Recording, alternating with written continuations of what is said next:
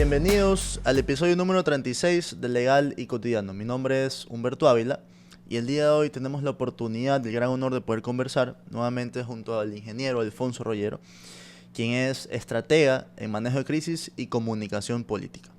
Esta vez el tema que vamos a tratar el día de hoy es básicamente acerca del inicio del juicio político del presidente de la República y vamos a abarcar de manera superficial también esta coyuntura actual acerca de la regulada tenencia y porte de armas con el decreto número 707 del presidente de la República.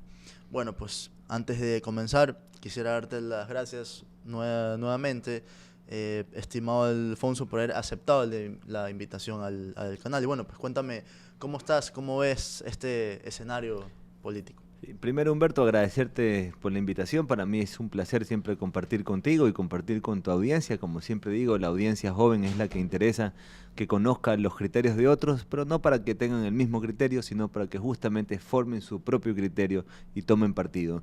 Y cuando hablo de partido, no es partido político, sino partido es que saber en qué lado de la balanza están al momento dado de tomar una decisión, porque es importante que la organización civil, es decir, los ciudadanos nos organicemos. Yo soy y creo mucho en el poder ciudadano, ¿no? Bueno, sobre la situación política es de crispación total. Eso es, digamos, el término adecuado e idóneo para describir la situación.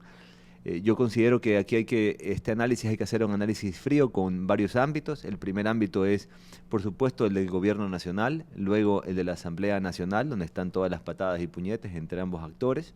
El otro es el espectro ciudadano, qué piensan los ciudadanos, y el cuarto sería las organizaciones sociales que juegan a la política, que de una u otra forma delimitan o no si hay una movilización o no en el país, ¿no? Entonces, basado en estos ámbitos mencionados, podemos ir hablándolos en cada uno de ellos, pero sabiendo que el término general es que hay una crispación total en la política y evidentemente la democracia está en proceso de inestabilidad total y completa, para un daño no para un gobierno, no para una asamblea, sino para los ciudadanos del Ecuador, y esos son los que deberían estar más preocupados, aunque no los veo tan adheridos a la idea, obviamente, de una desestabilización como la que tenemos actualmente, ¿no?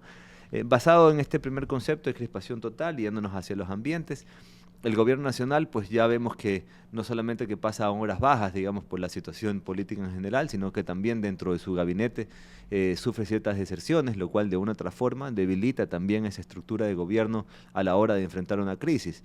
La crisis, como es mi materia y como la veo a diario, la crisis tiene como consecuencias también esto, ¿no? Mucha gente que termina desembarcándose de un barco donde todos estaban subidos, por más que el barco tenga problemas para flotar al momento, ¿no?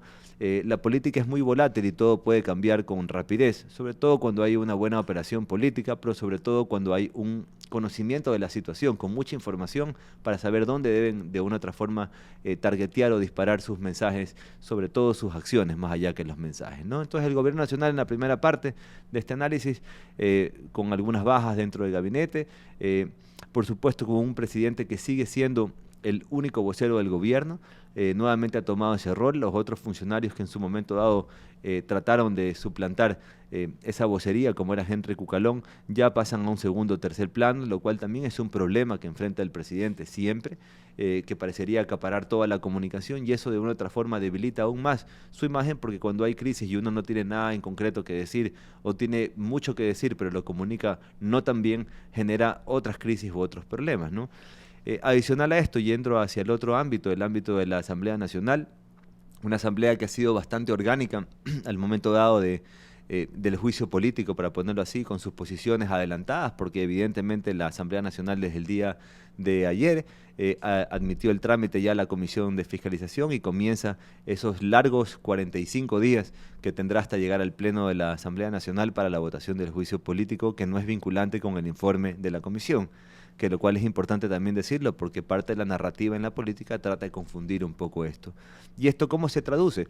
Se traduce que hay una asamblea de una u otra forma bastante orgánica al momento dado del juicio político per se, que no lo hemos visto en otros casos, han sido más bien ciertas bancadas que se han juntado por ciertos propósitos. Hoy el propósito parece agolpar a mayor cantidad de gente, pero entiendo que hay operación política de parte del gobierno también, como debe ser. Una operación política no es malo, eso no es un término equivocado, la operación política es un término no válido, cuando hay un proceso que hay que intervenir, y cuando hablo de intervenir es intervenir políticamente, porque ese es el accionar a que nos llama, ¿no? O lo que nos llama la situación actual. La Asamblea Nacional, de una u otra forma también, después de ese fallo de la Corte Constitucional, que parecería que ser la causal más débil de probar o la más difícil de probar, es la cual se está cirniendo, digamos, ahora en la Comisión de Fiscalización, por un tema de flop que parecería tan extraño al presidente por haber sido contratado en el 2018, que fue la fecha exacta que el presidente ha dado con documentos. Entonces entendería que va a ser una batalla bastante política, no una batalla de argumentos, ¿no? Como bien lo dice el juicio político. Después tenemos el ambiente de las organizaciones sociales que juegan a la política, en este caso la CONAIE, que no solamente no le bastó solo presionar a la Corte Constitucional el día previo al dictamen de la Corte. No basta con seguir amenazando que si el presidente no renuncia a su cargo o de una otra forma procedía el juicio político, ellos también saldrían. Entonces ese tipo de presiones no le hacen bien no solo a la democracia de este país, sino también a la paz, que ya por sí está venida menos por el tema de la violencia y la inseguridad, víctima y producto del narcotráfico, teniendo víctimas por doquier en todas las provincias del Ecuador, unas muchas más comunicadas o más noticiosas y otras menos. Hay muchas muertes en silencio, que también pues preocupa que no haya ese reflejo de la realidad de lo que sucede en el país. Un país que está bajo fuego, ¿sí? Bajo fuego. Y eso es una realidad que la tenemos al frente y que nadie quiere ser parte de eso. Todos nos parece como una película, pero realmente pasa en el Ecuador y pasa en nuestras narices, ¿no? Y por último te diría que está el ámbito ciudadano que al ver estos dos peleadores tan flacos, tan débiles, y estos dos peleadores en la Asamblea Nacional y el Gobierno Nacional, a muy pocos ciudadanos le interesa el desenlace de esa pelea de dos luchadores débiles, ¿no? La gente le interesa su paz, número uno; dos, poder tener recursos necesarios para llevar el pan día a día a su casa, que realmente eso se traduce en empleo, que también es esquivo, por cierto, ¿no? El empleo no es que está boyante ni que hay mucha afluencia de puestos para ciertos tipos de cargos. Eso es esquivo para el ciudadano hoy por hoy. Y por ende siento que la ciudadanía está lejana de la pelea política, pero de una otra forma tampoco la está pasando bien, ¿no? Yo pienso que el gobierno, dentro de eso y dentro de lo que discutiremos hoy, ha cometido varios errores que han alejado a la ciudadanía de su lado, y también pues de una otra forma ahí estos problemas también se traducen en la política cuando has alejado a todos los partidos políticos y dinamitado todo tipo de puentes con ellos, ¿no? Muy difícil de repararlos, no imposible, porque la política es el arte de lo que todo es posible en muy poco tiempo o en casi nada de tiempo, o simplemente que se quede igual las cosas, ¿no? Este mismo estatus, ¿no? Perfecto, muy bien lo que, como acabas de mencionar, estos ambientes, ¿no? Pero ahora se habla bastante, una vez que la Corte Constitucional, como bien dices, admitió a trámite, específicamente es por el ámbito del delito de peculado. Correcto. Entonces, el 29 de marzo, que fue que la Corte Constitucional admite a trámite con 6 votos a favor y 3 en contra, se está hablando bastante acerca de un escenario que básicamente lo ven demasiado cerca, que es la muerte cruzada. ¿Qué pasaría en el momento que se da esta muerte cruzada, o en términos más generales, la disolución de la Asamblea? Bueno, primero saber que el presidente tiene la posibilidad de disolver la Asamblea cuando le parezca y cuando haya las causales necesarias para hacer esto. Hay 3 causales, las cuales están contempladas en la Constitución y los cuales puede arguirse, digamos, de otra forma que está viviendo el Ecuador ellas, cualquiera de ellas. Yo lo que sí creo que la muerte cruzada en ningún momento fue descartado por parte del gobierno, y pienso que el gobierno siempre ha tenido eso presente. Tanto así que el mismo presidente, en la entrevista del día domingo con Coavisa, con Stephanie Spin, lo mencionó varias veces, ¿no? Diciendo que el presidente la puede llamar en cualquier momento, ¿no? Entonces, la muerte cruzada es un escenario posible para el presidente. Yo soy de la idea que el presidente va a la Asamblea, da su defensa a juicio político, con todos los argumentos que tiene, y como son argumentos que no va a interesar porque están en el ámbito político, no en el ámbito de la razón de los hechos, entendería que podría dejar la muerte cruzada entregada y citada directamente al presidente de la Asamblea al momento de salir, ¿no? Ya sea por él o por un delegado. Eso es, digamos, el plan que pensaría que el gobierno pudiera haber tenido en la cabeza, o la tiene, Pero ¿eso qué significa? La asamblea, una vez disuelta la asamblea, se apagan las luces, se les corta el sistema de correos electrónicos y los acompañan con linternas a salir de la asamblea a los funcionarios de la legislatura, ya sin ninguna tarea que hacer, sino se tendría que ir directamente a sus casas. Eso le permitiría al gobierno alrededor de 7 días tener que llamar elecciones y luego esperar todo el proceso electoral que no toma menos de 2 meses, de 12 meses. Yo no conozco un valor menor a esos 12 meses para preparar, para que puedan calificarse los partidos políticos, para que puedan realizarse las alianzas y todo el proceso que de una otra forma incumben o es en menester de unas elecciones, ¿no? Entonces, el presidente bien podría gobernar por decreto, pero la gobernabilidad está absolutamente ya comprometida. Ante cualquier escenario, la gobernabilidad está comprometida. Guillermo Lasso, de una otra forma, ha generado un antilacismo durante este tiempo de gobierno importante, gente que rechaza la labor del presidente, pero a su vez rechaza también cualquier intento de golpe de Estado o cualquier golpe a la democracia, ¿no? Entonces veríamos que la adhesión ciudadana a este tipo de conceptos políticos tampoco es algo natural u orgánico con el rechazo que alguien pueda tener sobre la gestión o no del presidente.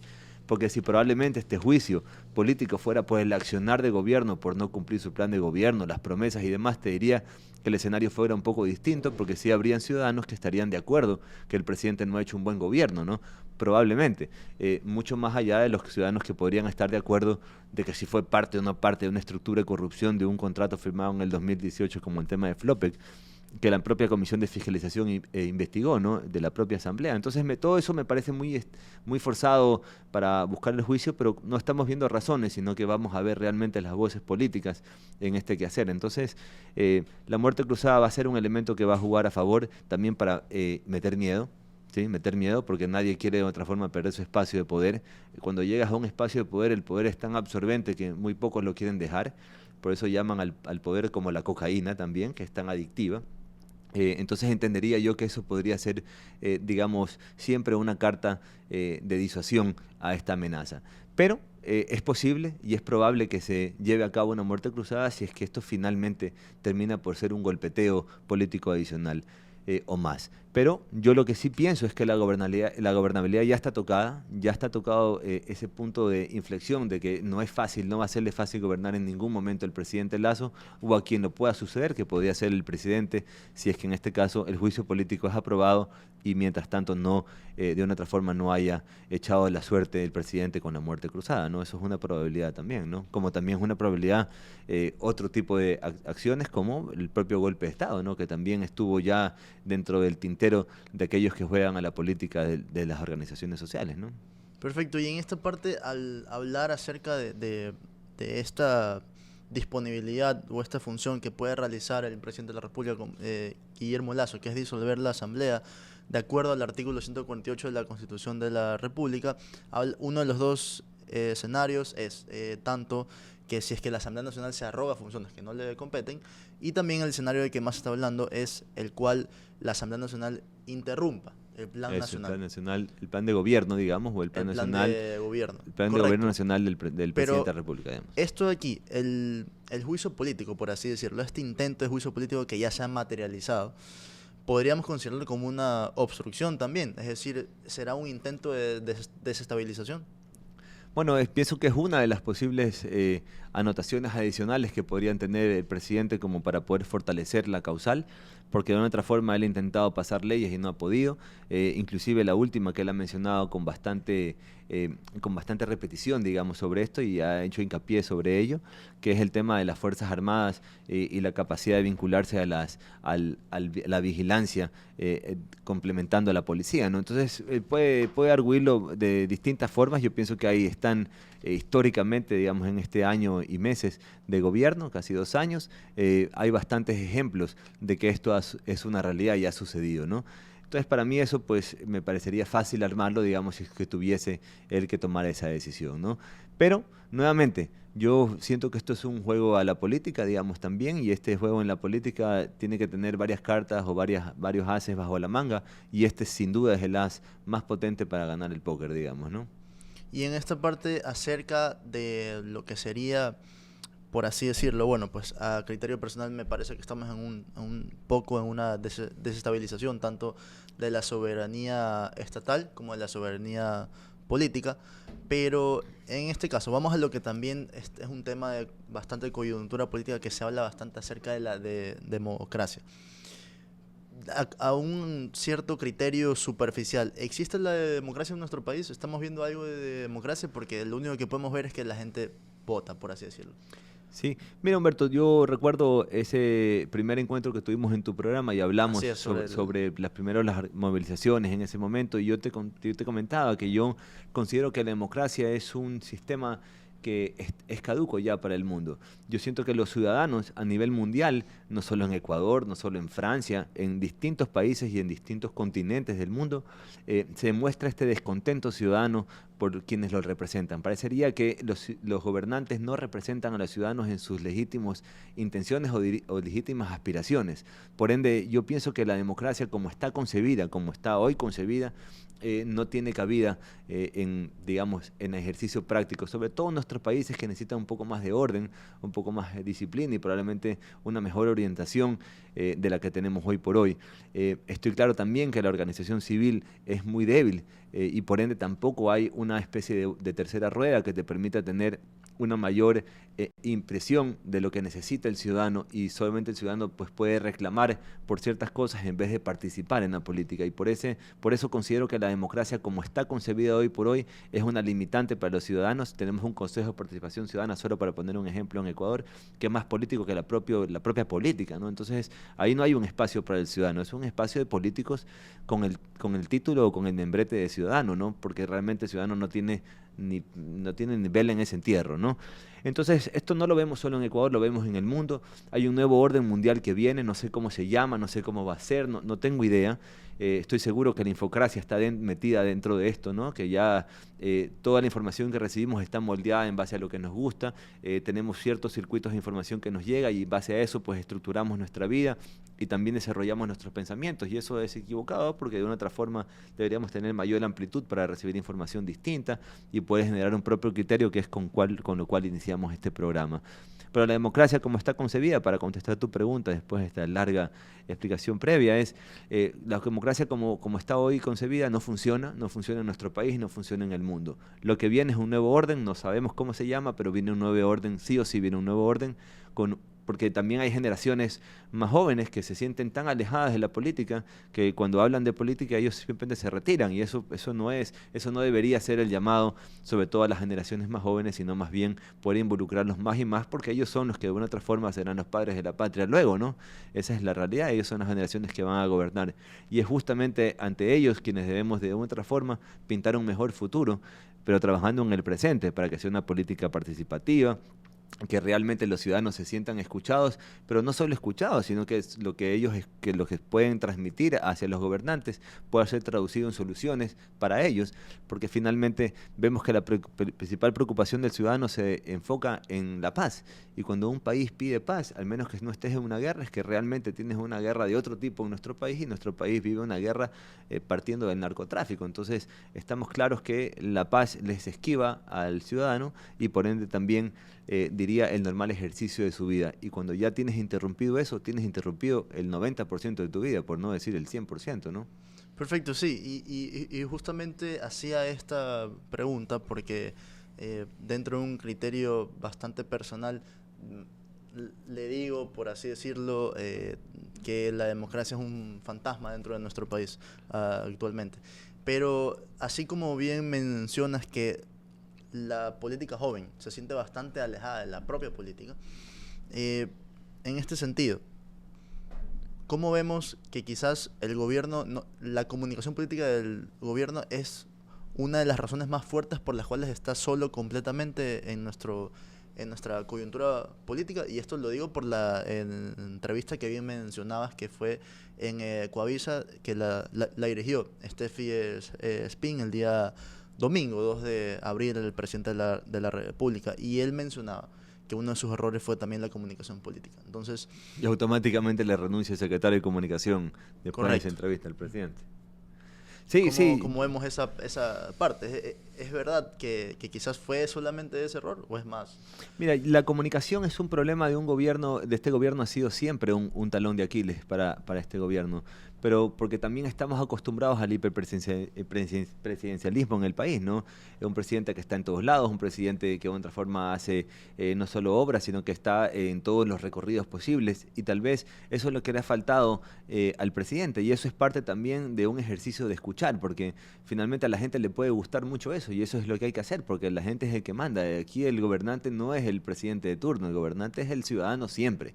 Entonces, por ende, si al ciudadano le gusta que te vistas de rojo, te vistes de rojo, porque finalmente ese es el gusto del ciudadano para quien tú sirves y para quien le tienes que servir de otra forma como un efecto dinamizador de su vida, no como una especie de sombra en el tiempo, ¿no? Entonces, para mí la comunicación, si bien no parecía ser una quimera, porque es muy fácil comunicar, es muy fácil acercarse a un micrófono, es muy fácil dar las noticias, es mucho más que eso, ¿no?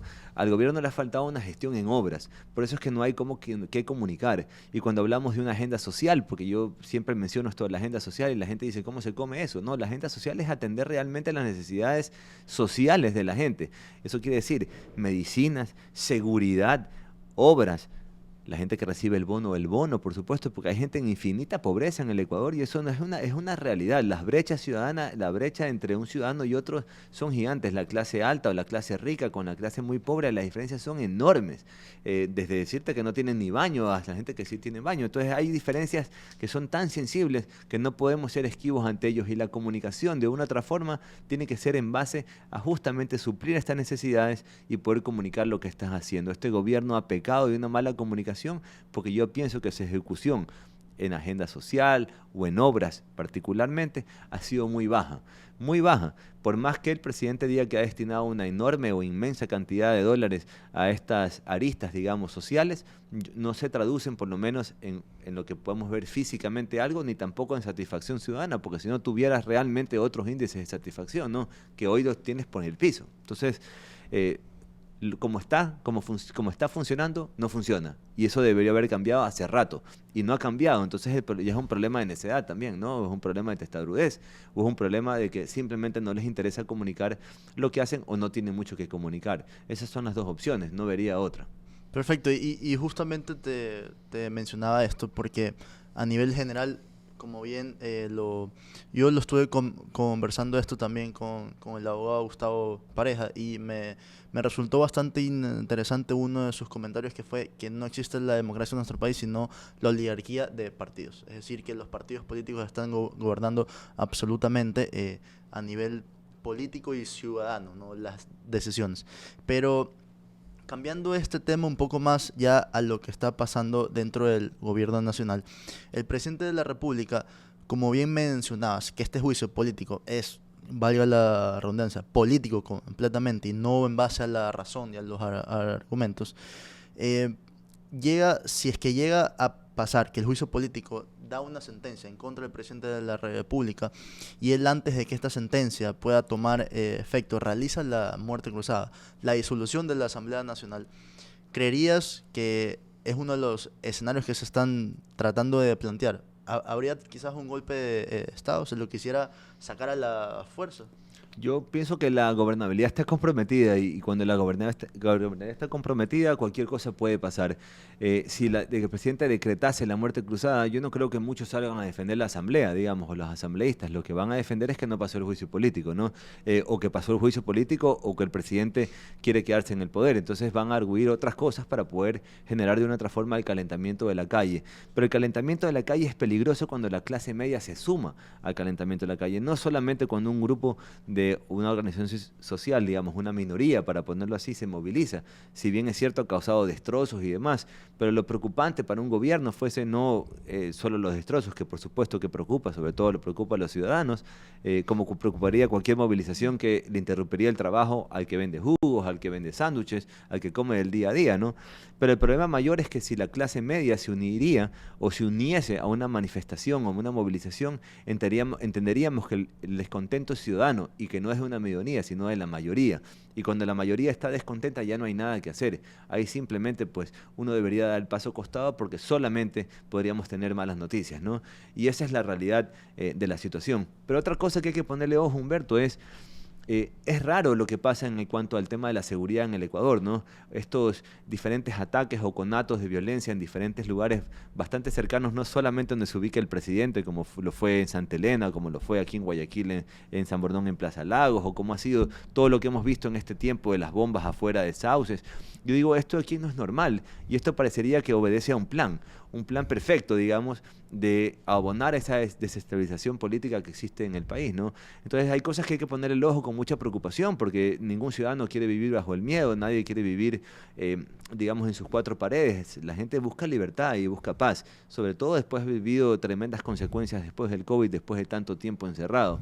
Los estados de excepción y todo son aborrecidos por la ciudadanía, pero parecerían que es el único mecanismo que tenemos para ser cuidados. Y esto a medias, porque finalmente nadie va a estar matando de 1 a 4 a las 5 de la mañana, ¿no? Están haciéndolo a la luz del día, están haciendo en lugares donde supuestamente son muy seguros, entonces entenderíamos que todo es violable y todo está en alta tensión no solamente en el ámbito político, sino lo más importante en el ámbito ciudadano, que el ciudadano sufra porque no puede tener libertad. Eso ya es de preocuparse al máximo. Por eso es que yo siempre apelo a la organización civil, a los ciudadanos organizados que puedan hacer la tercera rueda de voz para no confiar en un político, ni tampoco confiar en estos partidos políticos, sino confiar en la voz real de ciudadanos que representen a otros ciudadanos y puedan transmitir realmente lo que necesita el Ecuador. Y el Ecuador no necesita tanto golpetazo político, necesita un golpetazo de acción desde lo político a lo ciudadano. Y yo reitero mucho esto porque realmente para mí ahí está el núcleo y ahí deberíamos tener un buen resultado si pones realmente la atención en el ciudadano, en esto puntualmente, no en la política. El presidente Guillermo Lasso ya sabía que ese abrazo político le iba a ser siempre negado, sobre todo si dinamitaste los puentes de entrada. Pero a su vez también golpeaste a la clase media con una gran cantidad de impuestos. Entonces, si esa gente de la clase media aún no se ha movilizado o no tiene intención de movilizarlo, y aún más, si revisas encuestas, la mayoría de la gente no quiere que exista un cambio democrático en el país, es decir, que un presidente sea destituido. La mayoría de personas del Ecuador, por lo menos en lo que se ha encuestado para sacar una muestra y después lo haces una proyección, te das cuenta que la gran mayoría no quiere eso de ahí porque no se siente identificado con la pelea entre políticos, es decir, que les son ajenos. Y ahí volvemos al tema de la democracia, a que no hay interés sobre los políticos, que no hay representatividad, porque parecería que como las elecciones son tan apretadas y hay demasiados candidatos, los porcentajes están bastante divididos y nadie tiene la mayor tajada de nada, ¿sí? O sea, no tiene un pedazo de la tajada que le es suficiente para ganar una elección, ¿no?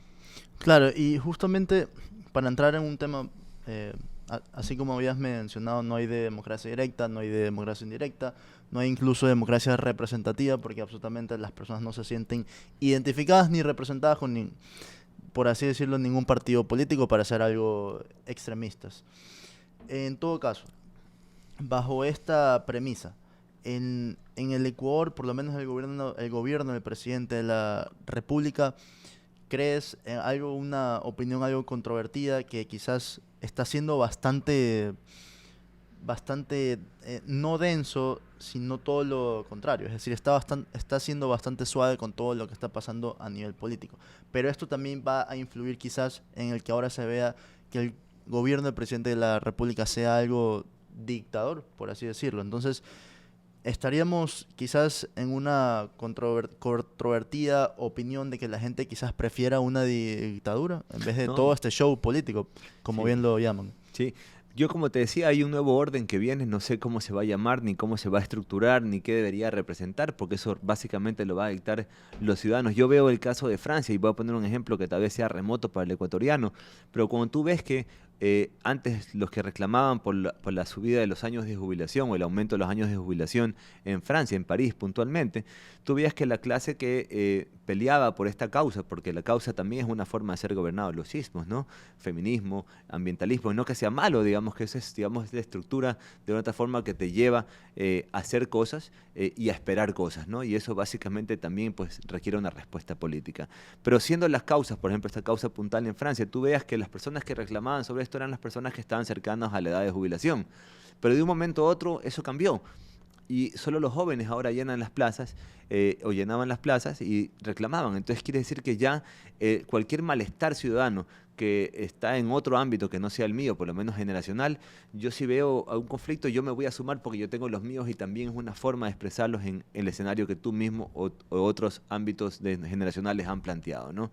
Entonces yo no sé cuál es el nuevo orden mundial que viene, yo no sé si la dictadura, la monarquía 2.0, no tengo idea, pero evidentemente la forma como está concebida la democracia al día de hoy en el mundo, en el Ecuador y en el mundo, no es, digamos, la forma adecuada, porque el ciudadano no se siente representado y no se siente bien. Por eso es que los jóvenes son los llamados de una otra forma al saltar a la cancha, los jóvenes como tú, que están haciendo ya análisis político, que están de una otra forma hablando de los temas duros, difíciles, que no mucha gente quiere hablarlos porque les es apático seguramente hablar de tanto conflicto, uno quiere hablar de cosas que lo hagan feliz, pero básicamente hablando del conflicto podemos llegar a las cosas que nos hacen felices, que realmente es las cosas que quiere el ciudadano común y corriente. Entonces por esto yo te diría, entre otras cosas, que estos nuevos órdenes que puedan venir posterior a lo que tenemos hoy por hoy, tiene que ser la consecuencia del desgaste de estos partidos políticos, del desgaste de la política nacional como la conocemos, porque si tú recuerdas y haces historia y poder leer la historia, porque en la historia todo está escrito, ya no hay mucho que inventar, digamos, ¿no? Ya la historia nos puede contar las grandes cosas que han vivido los pueblos milenarios, hasta todo lo que ha vivido la civilización durante todo este tiempo, ya todo está escrito, solamente basta actualizarlo y ponerlo en el contexto actual. Pero sí, lo que está claro es que antes los asambleístas representaban las provincias que de una otra forma tenían que pedir obras para sus provincias o ciudades, que de una otra forma tenían que poner atención al tema de agua, al tema de construcción de puentes y demás. Ya ahora la inmediatez del celular te permitiría escribirle directamente a un asambleísta cualquiera, en vez que no sea de tu provincia, pero que represente al país, qué es lo que te está pasando en tu provincia, ya que contestes en otra cosa, porque tal vez no tenemos esa cultura. Pero ya ese nivel de inmediatez y cercanía ya la tenemos en base a la conectividad, en base a la globalización. Entonces, para mí, ya la forma como está concebido nuestro Estado también es caduco con la forma de vida del mundo, no solo del Ecuador, del mundo. Lo que sí necesita Ecuador es orden, disciplina y orientación, ¿sí? Cuando hablo de disciplina y orden, por supuesto, estamos hablando de orden en el tema productivo, en el tema social, disciplina, castigar a quienes deben ser castigados, que los temas judiciales sean menos controvertidos y sean mucho más favorables a los ciudadanos, no a los criminales. Entonces hay cosas que hay que cambiar desde la base. ¿Y cómo se cambia desde la base? Probablemente pensando nuevamente en cuál sería la fórmula de gobierno mejor para los países del mundo, no solo para Ecuador, porque nosotros no somos los exclusivos de este problema. Mira a nuestros vecinos, mira a Perú, mira a Colombia. El mundo vive en una ebullición política complicadísima. Yo vengo escribiendo esto desde hace algún tiempo, más de un año, en el diario donde escribo seguidamente, y abordo estos temas porque yo los veo con mucha preocupación, porque Ecuador no es una isla, Ecuador es parte de lo que está sucediendo de una otra forma en el mundo, El tema de los combustibles, que para nosotros era un tema que era discutido solo por Leonidas Issa y por su gente, en Europa todo el mundo ha salido a las calles con los tractores, en la propia Argentina, a reclamar pues los subsidios sobre la gasolina o sobre los combustibles. En todo caso, no son peleas solamente que tiene el ecuatoriano, son peleas del mundo y básicamente se llama entendimiento. No hay entendimiento entre la clase política, los ciudadanos. No estoy hablando de la CONAIE puntualmente porque para mí ellos juegan un rol distinto, o por lo menos el líder que conduce a la CONAIE en este caso tiene un rol distinto a lo que debería tener un presidente o un director de una organización social, ¿no? Claro, y en esta parte, como bien mencionabas, que la política, ¿no? En este caso me quedo bastante con una reflexión, como bien lo decía el mismísimo Aristóteles y uno de sus comentaristas, Averroes, que el ser humano es un animal político y su hábitat, por así decirlo, general siempre va a ser una sociedad y la política. Ahora bien, pasando uno de los temas más controvertidos también de la coyuntura política es este decreto número 707 del presidente de la República, en el cual regula la tenencia del porte de armas. Para quienes no lo sabían o para quienes quizás se les haya olvidado, este tema ya era regulado desde los años 80 hasta el 2009. La pregunta, lo que todos queremos saber es, ¿de qué manera está influyendo ya esta decisión en la sociedad? Sí, bueno, tú has visto ya ciertos pronunciamientos de espacios serios, digamos, y que tienen nombre y apellido, porque sabes que las redes sociales aguantan cualquier cosa, ¿no? Pero ya cosas formales, digamos, y puestas en papel o, digamos, puestas con nombre y apellido dentro de las redes sociales, tiene otro tono. La academia se ha pronunciado en contra, muchos ciudadanos se ponen en contra, políticos que parecían estar a favor hace un tiempito nomás, porque recordar que todo esto de la reforma del decreto que saca el presidente, o el decreto reformatorio que saca el presidente, nace en base a una discusión de un proyecto de ley en la Asamblea Nacional, donde votaron la gran mayoría de los que leo y escucho que dicen que ya no les gusta el tema, ¿no? Están en contra ahora. Sí, porque es políticamente conveniente, lo que nos quiere dar un aviso de lo que va a pasar con Guillermo Lasso durante todo este tiempo. La gente ante una toja, ante un mal saludo, listo, va a ser un problema. El presidente tiene su gobernabilidad bastante comprometida y eso es un ejemplo de lo que sucede o sucederá y seguirá sucediendo, digamos, si el presidente Lasso sigue en este espacio, como te digo, sin ningún abrazo político, sin ningún abrazo ciudadano, ¿no? Para mí el tema del porte y tenencia de armas, yo soy uno de los que ha de otra forma abonado en esa discusión, yo estoy de acuerdo con ello, yo estoy de acuerdo que hubiéramos comenzado con un plan mucho más inteligente y mejor explicado en sectores estratégicos puntualmente donde ya están acostumbrados al uso del arma, porque es improbable decir que nuestras amigas y amigos van a tener todos armas en sus carros o en sus casas. Eso sería un problema terrible para la seguridad ciudadana, porque podría caer en manos de un chico inexperto que podría generar cualquier tipo de episodio como los vemos en Estados Unidos recurrentemente en las escuelas, y fuera una cosa horrorosa que sucede en el Ecuador esto, ¿no? Pero tampoco podemos estar indefensos ante la arremetida completa de una serie de olas violentas que vienen hacia ti, que saben que no tienes cómo responder y por ende pues siempre serás blanco fácil. Pero esto, recordar que un gobierno democrático tiene 3 funciones básicas: seguridad, salud y educación. Entonces, si falla la seguridad, es una responsabilidad inmediata de un gobierno democrático, es decir, el gobierno del presidente Lasso. Si hay falta de seguridad, eso es una responsabilidad del gobierno. Por eso vivimos un Estado democrático que cumple estas 3 razones básicas para existir. El resto es cuento: seguridad, educación y salud. Salud, bastante criticado en las medicinas, no hay medicinas en los hospitales. Hay sicariato por entrar a romper vicios dentro de digamos, de los hospitales. Entonces quiere decir que hay mafias que operan, por supuesto que ya conocemos esto, porque ya ha habido vastos y sobras casos. El lamentable caso de la... Bueno, no, pues lo de la directora, esto es terrible, pues no, es terrible la muerte de cualquier ciudadano, pero más aún de alguien que de una otra forma estaba en un puesto dirimente y donde tiene acceso a información y donde sabe que la cosa no es transparente. Pero lo que hablo sobre de los objetivos, o digamos, y los mandatos que tiene un gobierno democrático, estamos claros que la seguridad es uno de ellos, para volver al tema de las armas, pero como esto es una discusión política, en un momento político, si sales a una cadena nacional a ofrecer, digamos, este tipo de soluciones como una solución para mediar o para remediar este tema, bueno, eso es equivocado, pero entiendo que el presidente ha hecho caso, digamos, como él bien ha dicho en su entrevista, ha escuchado, que él nunca para de escuchar y que parte de esto es un clamor ciudadano, pero hoy nuevamente ningún ciudadano o casi ningún ciudadano se siente adherido a esta respuesta del gobierno. Yo veo a muy pocos celebrar, o muy pocos por lo menos hacerlo públicamente. Al gobierno le falta apoyo ciudadano y eso es sin duda parte por qué lo atacan, o porque vemos más ataques que aplausos, porque los que atacan de una u otra forma son más y son más bulliciosos. Los que defienden son más silenciosos y probablemente están lejanos al gobierno. Les gusta la decisión, pero no les gusta la política. Entonces, como todo esto es un juego político, o estamos en un embrollo político y una crispación total, nadie quiere ser parte de una discusión política. Entendería yo que por ahí podría venir, digamos, tal vez esta timidez en aquellos que lo aprueban y digamos, esta vehemencia por aquellos que se oponen. Pero al ser un porte y tenencia de armas regulado, quiere decir que tienes que sacar permisos, hacer exámenes, pero la cultura del ecuatoriano, basado en lo que hemos vivido en este tiempo, sabemos lo que ha pasado con los carnets de discapacidad y demás. ¿Y qué pasaría si pasa eso en algo tan importante como es darle un arma y la posibilidad de porte y tenencia a una persona, ¿no? Entonces ya estamos hablando de otros niveles, de otra envergadura, de otra sensibilidad, y por supuesto que hay desconfianza en los procesos. Si hay desconfianza en los procesos, por supuesto que vas a tener más personas que rechacen aquello que has tratado de formar para bien, digamos, porque es producto de escuchar, porque sin duda el sector camaronero, el sector agricultor en general, o la ruralidad lo ha pedido.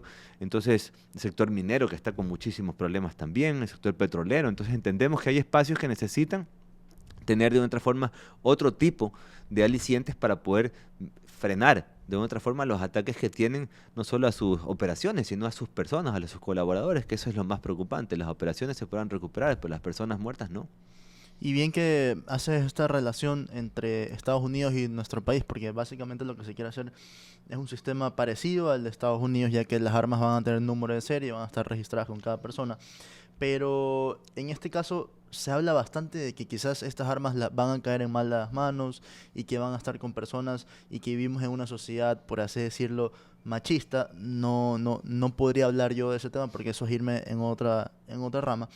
Pero en este caso quizás se olvidan un poco que el Ecuador es un país totalmente conservador y que los problemas de tiroteos masivos, por así mencionarlo, en Estados Unidos no representan casi ni siquiera el 1% de la población total de Estados Unidos, y que mucho menos el porcentaje de personas que sufren problemas psicológicos en Estados Unidos, acá no se lo ve con regularidad. Y como bien mencionas, este porte y tenencia de armas no va a ser para todos, va a estar regulada. Pero en el nivel político, ¿crees que en serio con este nuevo decreto del presidente de la República le interesa bastante es la seguridad ciudadana, o es simplemente una decisión política por tratar de que quizás los demás bandos en contra no reaccionen o no traten de votarlo a él, Mira, por yo así decirlo? estoy convencido y genuinamente convencido que el presidente tiene buenas intenciones. Yo pienso que ha tenido un equipo débil político, digamos, eso está muy claro. Ha sido incapaz de leer el gobierno lo que realmente quiere el ciudadano, y volvemos a entrar en lo que hemos hablado en el transcurso del programa.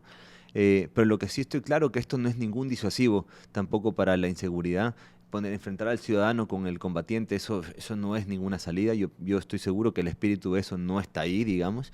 Tampoco estoy seguro estoy seguro, digamos, ¿no? Que tampoco el espíritu es que el ciudadano vaya a ocupar el espacio que debería ocupar la policía o que podría bien ocuparlo los militares. Para nada, yo lo que sí pienso es que es producto también de una jugada política, ¿no? Digamos, lo que quiso hacer el presidente probablemente no le salió bien, o le podría salir un poco mejor, o le pudo haber salido un poco mejor, porque la explicación fue muy escueta, y si tienes que salir 2, 3 veces de una otra forma a tratar de explicarlo mejor, es porque la primera vez no lo pudiste explicar bien. Y la primera vez que hablas es la que cuenta, la segunda y la tercera ya muy poca gente le va a parar bola, digamos, ¿no? Al menos que estés muy interesado en el tema. Estoy seguro que esta no es la forma como para atacar la inseguridad, estoy seguro que el presidente lo tiene clarísimo. Esto ha sido un poco el reflejo de escuchar según lo que él mismo ha dicho, y vamos siempre a creer en la palabra de quien lo dice, digamos, más allá de que fuese presidente o no, digamos, lo ha dicho públicamente. Pero esto es una labor de la policía, y esto es una labor de inteligencia también. Me preocupa mucho el sistema de inteligencia del Ecuador, que tampoco es capaz de prever casi nada, por lo menos a los ojos ciudadanos, y si lo está preveyendo, nadie se ha enterado que ha prevenido nada.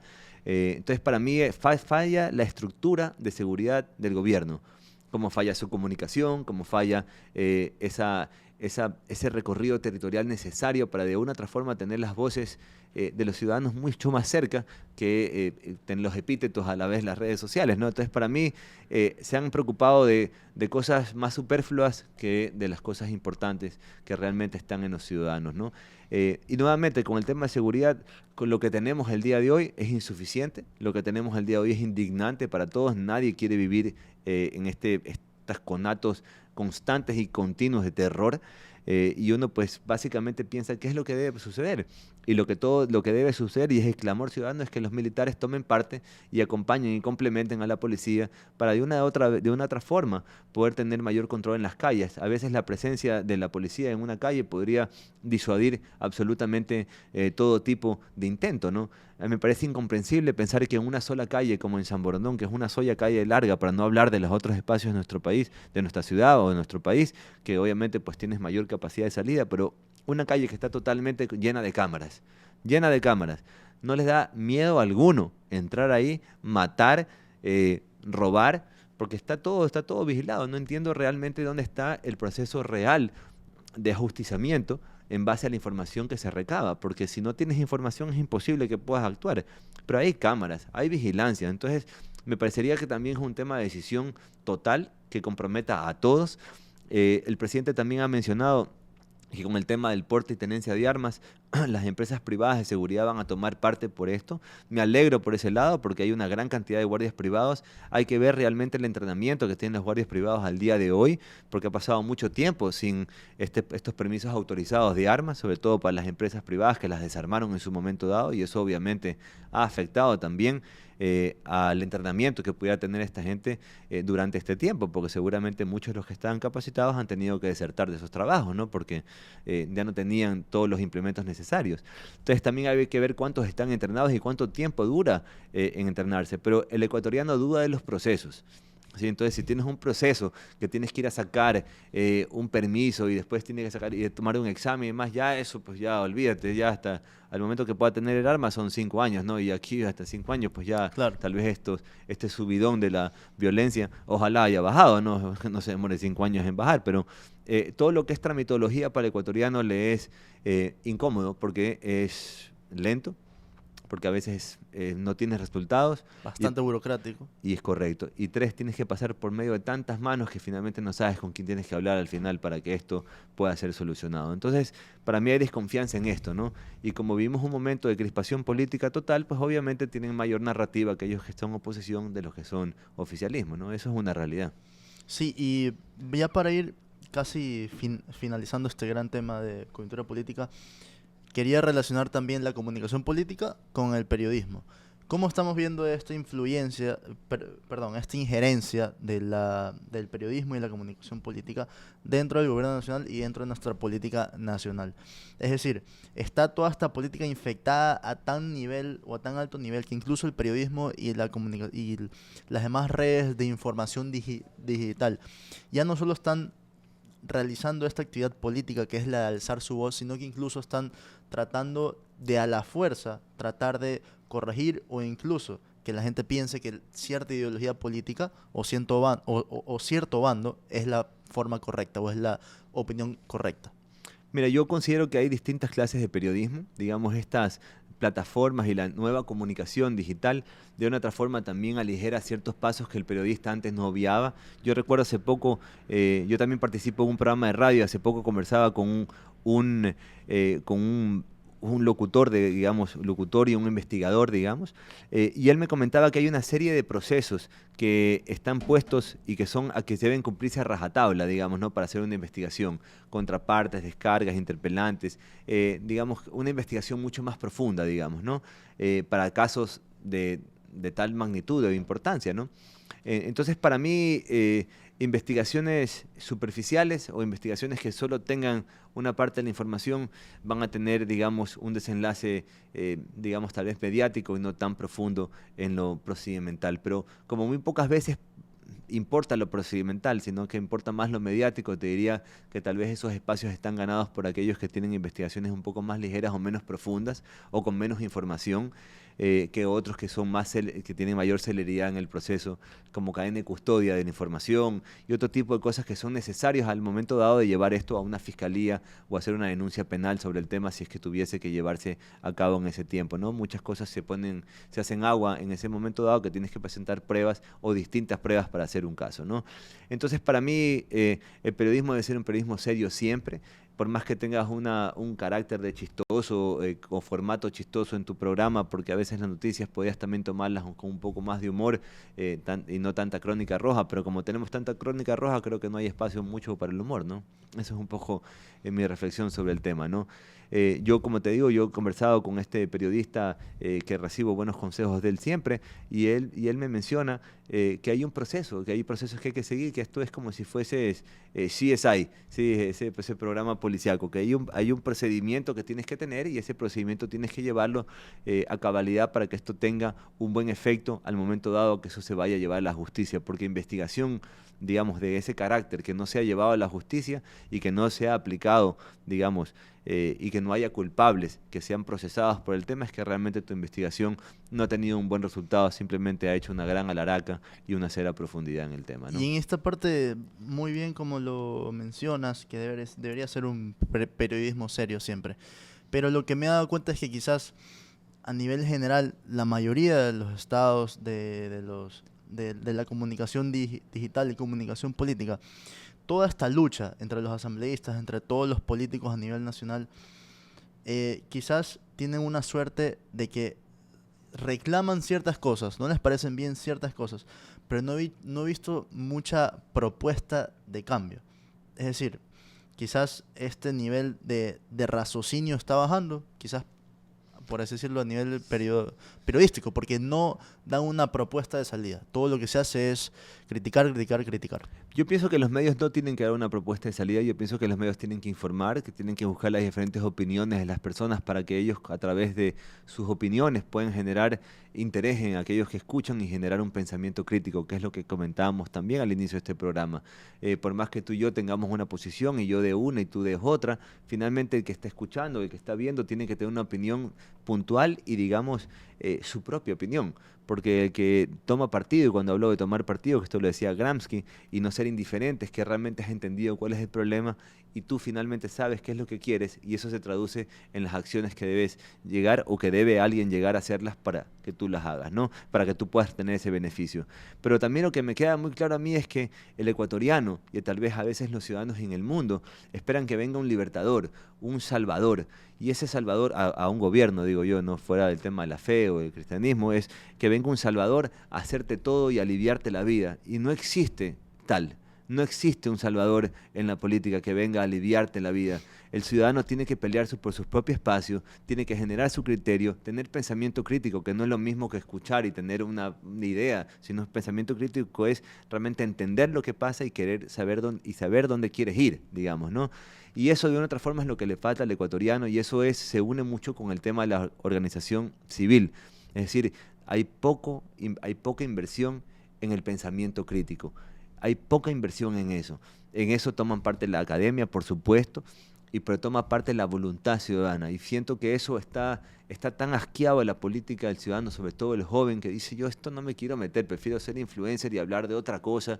Y no es que diga que está mal ser un influencer, para nada. Lo que digo es que hay un gran espacio que debe ser cubierto solamente por las nuevas generaciones que deben tomar ya una formación puntual para llegar a tener un pensamiento crítico desde ahora, para ir moldeándolo con la experiencia hasta que les toque de una u otra forma manejar digamos, las vías de este país o de todos los países del mundo, digamos, basado en el criterio de que los ciudadanos tienen que asomar y formar parte. Lo que está claro que la clase política es decepcionante para todos, es decepcionante también los líderes de organizaciones sociales, es decepcionante el nivel, no porque sepan mucho o sepan poco, sino que aportan muy poquito, ¿sí? Todos. Entonces, eso es realmente lo que decepciona en nuestro país, que a pesar de todo lo que ha pasado el ecuatoriano y ha pasado el Ecuador, no hemos logrado tener figuras prometedoras a futuro, digamos. Yo te puedo decir que Otto Sonnenhorster podría ser una de las figuras que destaca, digamos, de aquello. Pedro Pablo Duarte, puede ser algunas figuras que son interesantes, que obviamente hay que ver cómo se van moldeando a futuro, pero salir de los nombres, digamos, el propio Henry Cucalón, salir de esos nombres para tener muchos más nombres de posibilidades de personas que puedan ponerse a debatir de lo que va a pasar con Ecuador mañana, siendo jugadores políticos o no siendo jugadores políticos, porque finalmente hay un gran espacio para todos los que quieran formarse como políticos y hacer partido, no partido político, sino partido en la política, que es totalmente diferente. Perfecto, sí, me parece bastante acertada esta opinión o el argumento de que somos nosotros, nuestra generación, la que tiene que tomar partido político, ¿no?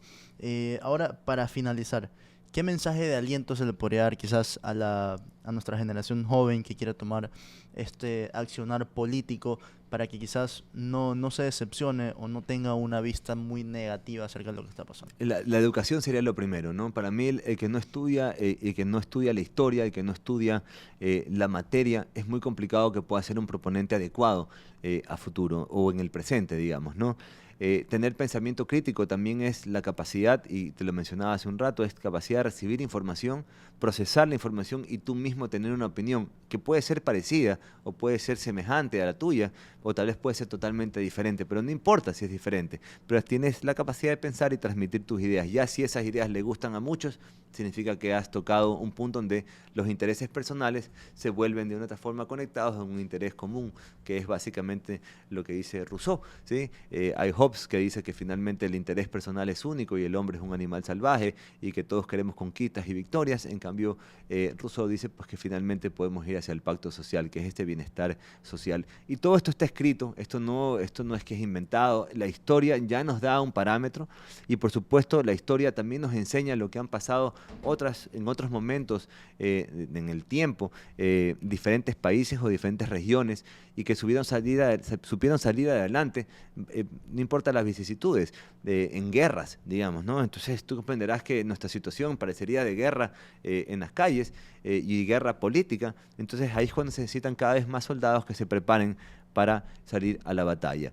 Yo te mencionaba algunos nombres de las personas no porque tengo una afinidad, sino porque creo que de una otra forma ellos han venido trabajando políticamente en hacerse su nombre. Hablábamos hace un rato de posibles personas que podrían de una otra forma tener esa capacidad de proponer algo diferente, ¿no? Pero eso no se suscribe ni tampoco se cierra que ellos sean los candidatos y que ellos mañana más tarde vayan a participar, es probable que no tengan interés. Pero hay un gran espacio para los jóvenes para el estudio, para estudiar, hay un gran espacio para los jóvenes para organizarse civilmente.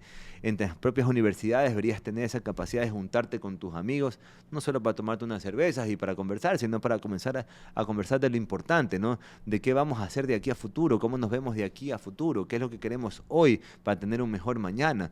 Probablemente no muchos tienen hijos, no están casados ni demás, entonces entenderíamos que tienen ciertas libertades de tiempo que te permitiría ocuparlo en los que sí te va a producir, que realmente es la lectura, que realmente es el estudio, que realmente es la conversación y la tertulia entre amigos, entre personas tal vez un poco mayores que te ayuden de una otra forma a saber cuál es tu punto y hacia dónde puedes llegar con tu punto actual, ¿no? Y el punto básico, digamos, para mí dentro de todo esto es poder recibir todo tipo de corriente, no solo corrientes políticas, sino corrientes de pensamiento que te permitan generar tu propio pensamiento. Y ese es el mensaje que le doy a todos los jóvenes, es ten tu propio criterio, nada cuesta, solo cuesta que te sientes y tomes metódicamente un tiempo para estudiar, para aprender y para interesarte de lo que importa, porque tus papás, tus abuelos y demás tienen un pocotón de historias para ti. Y tú tienes un pocotón de historias hoy para contar.